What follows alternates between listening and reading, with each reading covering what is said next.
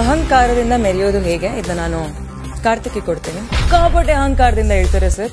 ಎಷ್ಟು ಕೀಳಾಗಿ ಹೇಳಿದ್ರು ಅಂದ್ರೆ ಸರ್ ಅವ್ರಿಗೆ ಅಷ್ಟು ಅಹಂಕಾರ ಇದೆ ಅವ್ರ ಬಗ್ಗೆ. ಅವರಿಗೆ ಅವ್ರು ಹೇಳಿದ್ದೆ ನಡಿಬೇಕು ಅಂತ ಯಾವಾಗ್ಲೂ ಹೇಳ್ತಾರೆ, ಅದು ಅಹಂಕಾರ ಸರ್.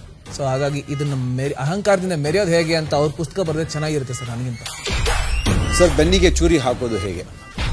ಪಕ್ಕದಲ್ಲೇ ಕೂತ್ಕೊಂಡು ಆಗ್ತಿರ್ತಾರೆ ಸರ್.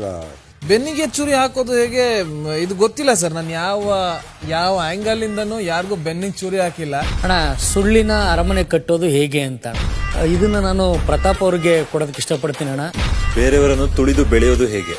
ಯಾರಿಗೆ ಕೊಡಕ್ಕೆ ಇಷ್ಟಪಡ್ತೀರಿ? ವಿನಯ್ ಅಣ್ಣಂಗೆ ಕೊಡಿ. ಇದು ಬಹಳ ಸೂಟಬಲ್ ಅಂತ ಅನ್ನಿಸ್ತದೆ.